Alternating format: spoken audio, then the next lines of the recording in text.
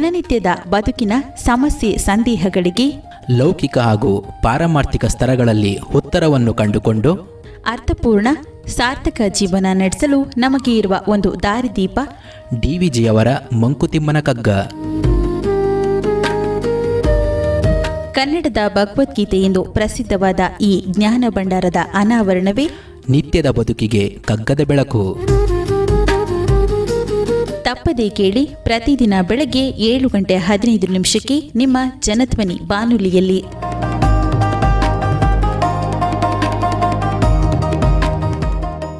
ಆತ್ಮೀಯ ಶ್ರೋತೃಗಳಿಗೆ ನಮಸ್ಕಾರ, ಸುಪ್ರಭಾತ. ಡಿವಿಜಿರವರ ಮಂಕುತಿಮ್ಮನ ಕಗ್ಗದ ಅಧ್ಯಯನ ನಿತ್ಯದ ಬದುಕಿಗೆ ಕಗ್ಗದ ಬೆಳಕು ಈ ಕಾರ್ಯಕ್ರಮವನ್ನು ಇವತ್ತು ಮುಂದುವರ್ಸೋಣ. ತಳಮಳವಿದೇನ್ ಇಳೆಗೆ ತಳಮಳವಿದೇನಿಳೆಗೆ ದೇವಧನುಜರ್ ಮಥಿಸೆ ದೇವಧನುಜರ್ ಮಥೀಸೆ ಜಲನಿಧಿಯೊಳ್ ಆದಂತೆ ಜಳನಿಧಿಯೋಳ್ ಆದಂತೆ ಸುಧೆಗೆ ಪೀಠಿಕೆಯೇಂ ಸುಧೆಗೆ ಪೀಠಿಕೆಯಂ ಹಾಲಾಹಲವ ಕುಡಿದ ಹಾಳ ಹಳವ ಕುಡಿದ ಗಿರೀಶ ನಿದ್ದಿರ್ದೊಡಿ ಗಿರಿಸ ನಿದ್ದಿರ್ದೊಡಿ ಕಳವಳವದೇತಕೆಲೋ ಕಳವಳವ ದೇತಕೆಲೋ ಮಂಕುತಿಮ್ಮ. ಮಂಕುತಿಮ್ಮ. ಸೊ ನಾವು ಸಮುದ್ರ ಮಥನದ ಕಥೆಯನ್ನು ಕೇಳಿದ್ದೀವಿ. ಇದು ನಮ್ಮ ಪುರಾಣಗಳಲ್ಲೆಲ್ಲ ಬಹಳ ಪ್ರಸಿದ್ಧವಾದಂಥ ಸಂದರ್ಭ. ಅಮೃತ ಸಿಕ್ತು ಅಂತೆಲ್ಲ ಕೇಳಿದ್ದೀವಿ ಅಲ್ವಾ? ಸೊ ಎಲ್ರಿಗೂ ಅಮೃತ ಬೇಕು. ಅಮೃತ ಸಿಕ್ಬಿಟ್ರೆ ಖುಷಿ ಅಲ್ವಾ? ಎಲ್ರಿಗೂ ಖುಷಿ ಬೇಕು. ಆದರೆ ಸಮುದ್ರ ಮಥನದ ಕಥೆಯನ್ನು ನಾವು ನೋಡಿದಾಗ ಅಮೃತ ಅಷ್ಟು ಸುಲಭವಾಗಿ ಸಿಕ್ಲಿಲ್ವಂತೆ. ಬೇರೆ ಏನೇನೋ ಸಿಗ್ತಾ ಇತ್ತು. ಇದು ಸಿಕ್ಲಿಲ್ಲ ಅಂತ ದೇವ ಧನುಜರ್ ಬಿಟ್ಬಿಡ್ಲಿಲ್ವಂತೆ. ದೇವರು ದಾನವರು ಇಬ್ರು ಸೇರ್ಕೊಂಡು ಮಾಡಿದಂಥದ್ದದು. ಅಂದ್ರೆ ಏನು, ಇವತ್ತಿನ ಸಂದರ್ಭವನ್ನು ನಾವು ನೋಡಿದಾಗ ಒಳ್ಳೆಯವರು ಕೆಟ್ಟವರು ಇದ್ದೇ ಇರ್ತಾರೆ. ಒಳ್ಳೆಯವರು ಕೆಟ್ಟವರು ಇಬ್ರು ಒಟ್ಟಾಗಿಯೇ ಜೀವನವನ್ನ ಮಾಡಬೇಕು. ಜೀವನದ ರಥ ಮುಂದಕ್ಕೆ ಹೋಗ್ಬೇಕಾದ್ರೆ ಪರಸ್ಪರರು ಒಟ್ಟಾಗಿ ಕೆಲಸ ಮಾಡಲೇಬೇಕು. ಆ ಉದಾಹರಣೆ ನಾವು ನೆನ್ಪಿಟ್ಕೋಬೇಕು. ಬರೀ ಎಲ್ಲ ಚೆನ್ನಾಗಿರೋದೇ ಇದ್ಬಿಡ್ತಾರ ಅಂತಂದ್ರೆ ಹಂಗಿರಲ್ಲ. ಸಮುದ್ರ ಮಥನ ಆದಂತ ಸಂದರ್ಭದಲ್ಲೂ ಕೆಲವರು ದೇವರಿದ್ರು, ಕೆಲವರು ದಾನವರಿದ್ರು. ಅವರಿಬ್ರು ಒಟ್ಟಿಗೆ ಬಂದ್ರು, ಸಮುದ್ರ ಮಥನವನ್ನ ಮಾಡಿದ್ರು. ಯಾಕೆ? ಇಬ್ರಿಗೂ ಅಮೃತ ಬೇಕು ಅನ್ನೋ ಆಸೆ ಇತ್ತು. ಆದ್ರೆ ಅಮೃತ ಅಷ್ಟು ಸುಲಭವಾಗಿ ಸಿಕ್ತಾ ಅಂದ್ರೆ ಸಿಕ್ಲಿಲ್ಲ. ಅಮೃತ ಸಿಕ್ಕಕ್ಕೆ ಮುಂಚೆ ಸಿಕ್ಕಿದ್ದು ಇಡೀ ಜಗತ್ತನ್ನೇ ನಾಶ ಮಾಡಬಲ್ಲಂತ ಹಾಲಾಹಲ ಅನ್ನೋಂಥ ವಿಷ ಬಂತು ಮೊದಲು. ಆ ವಿಷ ಬಂದಾಗ ದೇವರು ದಾನವರು ಇಬ್ಬರಿಗೂ ಕೂಡ ಒಂದು ರೀತಿಯ ಪ್ರಜ್ಞೆ ತಪ್ಪುವಂತ ಆ ವಿಷದ ಒಂದು ಪ್ರಭಾವ ಹೇಗಿತ್ತು ಅಂತಂದ್ರೆ ಅದು ಆ ಟಾಕ್ಸಿಕ್ ಇದು ಅದು. ಸೊ ಹಾಗಾಗಿ ಅವರು ಪ್ರಜ್ಞೆನೇ ತಪ್ಪು ಹೋಗುವಂತ ಸಂದರ್ಭ ಕೂಡ ಬಂದ್ಬಿಡ್ತು. ಸೊ ಇನ್ನೇನಪ್ಪ, ಇಡೀ ಪ್ರಪಂಚ, ಇಡೀ ಜೀವ ಜಗತ್ತೇ ನಾಶ ಆಗ್ಬಿಡುತ್ತಾ ಅಂತಂದಾಗ ಆಗ ಒಬ್ಬ ಎದ್ನಂತೆ ಶಿವ, ಈಶ್ವರ ಬಂದ. ಈಶ್ವರ ಏನ್ ಮಾಡ್ದ? ಈ ಹಾಲಾಹಲವನ್ನ ನಾನು ತಿಂದು ಜೀರ್ಣಿಸ್ಕೋತೀನಿ, ತೊಂದರೆ ಇಲ್ಲ, ನೀವೆಲ್ಲ ಚೆನ್ನಾಗಿರಿ. ಸೊ ಅಂತಹ ಗಿರೀಶ, ಆ ತರದ ಒಬ್ಬ ಈಶ್ವರ ಮುಂದೆ ಬಂದ ಅಂತಂದ್ರೆ ಈ ಹಾಲಾಹಲವನ್ನ ಕುಡಿದು ಅದನ್ನ ತಾನು ಜೀರ್ಣಿಸ್ಕೊಂಡು ಉಳಿದವ್ರನ್ನೆಲ್ಲ ರಕ್ಷಣೆ ಮಾಡ್ತಾನೆ. ಸೊ ಹಾಗೆ ಹಾಲಾಹಲವನ್ನ ಅಂದ್ರೆ ಇವತ್ತಿನ ಸಂದರ್ಭದಲ್ಲಿ ನಾವು ನೋಡ್ತಾ ಇರುವಂತ ನಕಾರಾತ್ಮಕ ವಿಚಾರಗಳಿಂದ ನಾವು ಕಂಗೆಡಬೇಕಾಗಿಲ್ಲ. ಕಂಗೆಡುವಂತ ತಳಮಳ ಬರುತ್ತೆ. ಆದ್ರೆ ಒಬ್ಬ ಗಿರೀಶ ಇರ್ತಾನಪ್ಪ, ಒಬ್ಬ ಶಿವ ಇರ್ತಾನೆ, ಅವನ್ ಮುಂದೆ ಬರ್ತಾನೆ.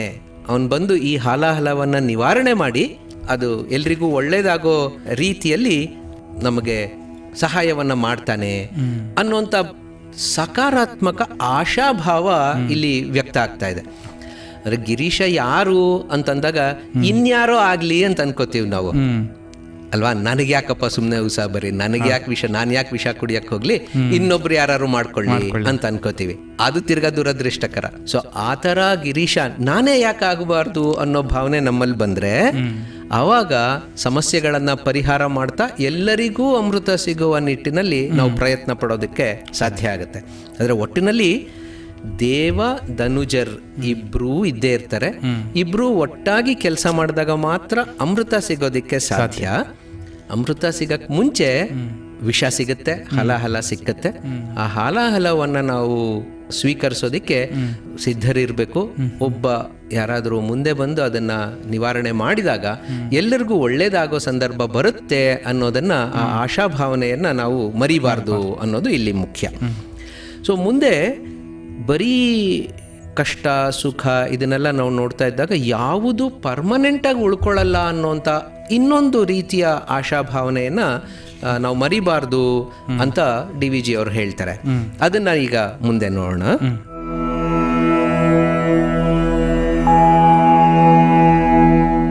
ನದಿಯ ತೆರೆಯವೊಲ್ ಉರುಳಿ, ನದಿಯ ತೆರೆಯವಲ್ ಉರುಳಿ, ಹೊರಳುತ್ತಿರುವುದು ಜೀವ, ಹೊರಳುತ್ತಿರುವುದು ಜೀವ, ಮೊದಲಿಲ್ಲ ಮುಗಿವಿಲ್ಲ ನಿಲುವಿಲ್ಲವದಕ್ಕೆ, ಮೊದಲಿಲ್ಲ ಮುಗಿವಿಲ್ಲ ನಿಲುವಿಲ್ಲದವದಕ್ಕೆ, ಬದುಕೇನು ಸಾವೇನು, ಬದುಕೇನು ಸಾವೇನು, ಸೊದೆಯೇನು ವಿಷವೇನು, ಸೊದೆಯೇನು ವಿಷವೇನು, ಉದಕ ಬುದ್ಬುದವೆಲ್ಲ ಮಂಕುತಿಮ್ಮ, ಉದಕ ಬುದ್ಬುದವೆಲ್ಲ ಮಂಕುತಿಮ್ಮ.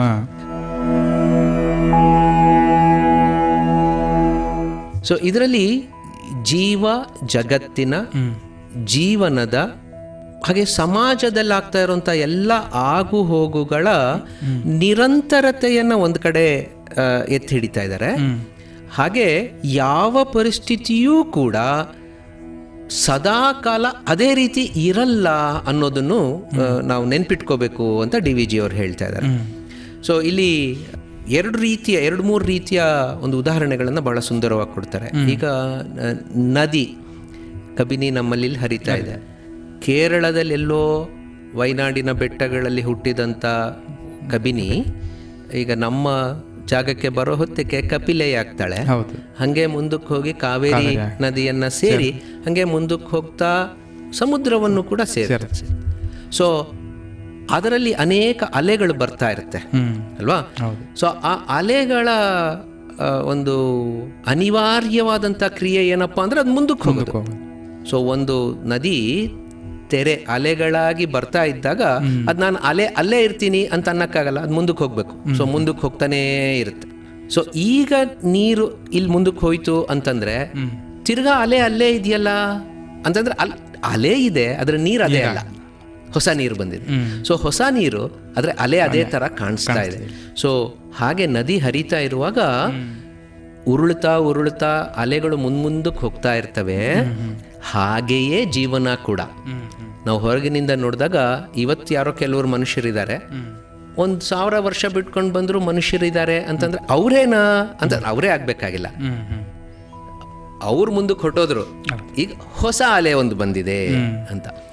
ಸೊ ಇದು ಎಲ್ಲಿಂದ ಶುರುವಾಯಿತು ಅಂತ ಗೊತ್ತಿಲ್ಲ, ಎಲ್ಲಿಗೆ ನಿಲ್ಲುತ್ತೆ ಅಂತಲೂ ಗೊತ್ತಿಲ್ಲ. ಸೊ ಅದು ನಿಲ್ಲಲ್ಲ, ಇದು ನಿರಂತರವಾಗಿ ಮುಂದಕ್ಕೆ ಹೋಗುತ್ತೆ.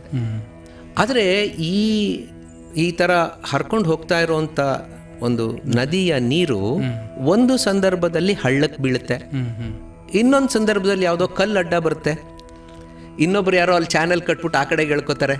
ಸೊ ಹೀಗೆ ಆ ನದಿಯ ನೀರಿನ ಒಂದು ಚಲನೆ ಏಕಮುಖವಾಗಿರಲ್ಲ. ಜೀವನದಲ್ಲೂ ಕೂಡ ಹಾಗೆ ವೈಯಕ್ತಿಕ ಜೀವನವನ್ನ ನಾವು ನೋಡಿದಾಗ ಕೆಲವ್ರು ಇನ್ನೂ ಬದುಕಿರ್ತಾರೆ, ಕೆಲವ್ರು ಸತ್ತೋಗಿರ್ತಾರೆ, ಕೆಲವ್ರು ಕಷ್ಟದಲ್ಲಿರ್ತಾರೆ, ಕೆಲವ್ರು ಸುಖವಾಗಿರ್ತಾರೆ, ಕೆಲವ್ರು ತಟಸ್ಥವಾಗಿರ್ತಾರೆ, ಕೆಲವ್ರು ವಯಸ್ಸಲ್ಲಿ ಚಿಕ್ಕವರು, ಕೆಲವ್ರು ವಯಸ್ಸಲ್ಲಿ ದೊಡ್ಡವರು. ಕೆಲವ್ರಿಗೆ ಜೀವನದಲ್ಲಿ ಎಲ್ಲ ಸುಖಕರವಾದಂಥ ಸೊದೆ ಅಮೃತ ಸಿಗ್ತಾ ಇರುತ್ತೆ, ಕೆಲವ್ರಿಗೆ ಬರೀ ಕಷ್ಟಗಳೇ ಸಿಗ್ತಾ ಇರುತ್ತೆ, ವಿಷ ಸೊ ಅದೇ ಸಿಗ್ತಾ ಇರುತ್ತೆ. ಆದರೆ ಇವೆಲ್ಲವೂ ಕೂಡ ಎರಡನೆಯ ಸುಂದರವಾದಂಥ ಉದಾಹರಣೆ DVG ಅವರಲ್ಲಿ ಕೊಡುವಂಥದ್ದು ಉದಕ ಬುದ್ಬುದವೆಲ್ಲ ಮಂಕುತಿಮ್ಮ ಅಂತ.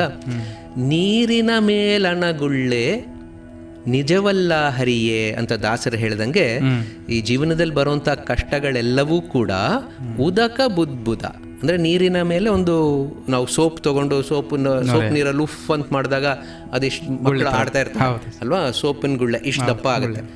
ಇನ್ನೂ ದಪ್ಪ ಆಗ್ಲಿ ಅಂತ ಒಂದ್ ಸ್ವಲ್ಪ ಊದಿದ್ರೆ ಏನಾಯ್ತು, ಪಟ್ ಒಡೆದೋಗುತ್ತೆ ಅಲ್ವಾ. ಸೊ ಹಾಗೆಯೇ ನಮಗ್ ಬರೋಂಥ ಕಷ್ಟಗಳು ಅದೇ ರೀತಿ ಸುಖಗಳು ಕೂಡ ನೀರಿನಲ್ಲಿ ಬರುವಂತ ಗುಳ್ಳೆಗಳ ರೀತಿ. ಒಂದ್ ಸ್ವಲ್ಪ ಹೊತ್ತು ಅದು ಹಾಗಿರುತ್ತೆ, ಆಮೇಲೆ ಅದು ಒಡೆದೋಗುತ್ತೆ. ಸೊ ಇವಾಗ ನನಗೆ ಬಂದಂತ ಕಷ್ಟವೇ ಪರ್ಮನೆಂಟ್ ಅಪ್ಪ ಅಂತ ಯಾವತ್ತೂ ನಾವು ಅನ್ಕೋಬಾರ್ದು. ಹೌದು. ಇಟ್ ಶಾಲ್ ಪಾಸ್ ಅಂದರೆ ಒಂದು ಸಂದರ್ಭದಲ್ಲಿ ಒಂದು ಸ್ವಲ್ಪ ಹೊತ್ತು ಅದಿತ್ತು, ಅದು ತಿರುಗಾ ಚಕ್ರ ತಿರುಗಿದಾಗ ಕೆಳಗಡೆ ಇರುವಂಥ ಭಾಗ ತಿರ್ಗಾ ಮೇಲ್ ಬರುತ್ತೆ.